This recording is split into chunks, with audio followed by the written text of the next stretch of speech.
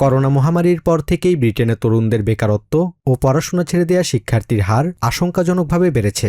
১৬ থেকে ২৪ বছর বয়সী অন্তত ১ মিলিয়ন তরুণ এখন পড়াশোনা, চাকরি বা কোনো ধরনের প্রশিক্ষণে যুক্ত নেই।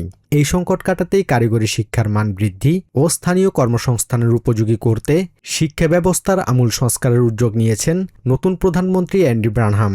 The evidence is where countries have an education system based on that principle of parity, Germany or the Netherlands, they have far fewer young people who end up not in education, employment or training. ডার্বির train প্রস্তুতকারী প্রতিষ্ঠান অ্যালস্টম পরিদর্শনের সময় ব্রানহাম জানান, ইংল্যান্ডের শিক্ষার্থীরা এখন ইংরেজি, গণিত বা বিজ্ঞানের পাশাপাশি কারিগরি যোগ্যতা অর্জন, ইন্টার্নশিপ এবং বিভিন্ন প্রাতিষ্ঠানিক প্রকল্পে সরাসরি অংশ নিতে পারবে, যা তরুণদের এআই চালিত কর্মক্ষেত্রে শক্ত অবস্থান তৈরি করতে সাহায্য করবে।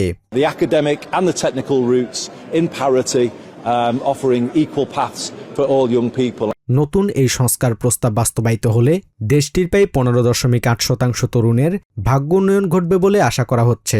বিশ্ববিদ্যালয় ডিগ্রির পাশাপাশি প্রযুক্তিগত দক্ষতাকে সমান প্রাধান্য দিয়ে ব্রিটেনের তরুণদের আন্তর্জাতিক প্রতিযোগিতায় টিকিয়ে রাখাই এখন ব্রানহাম সরকারের লক্ষ্য।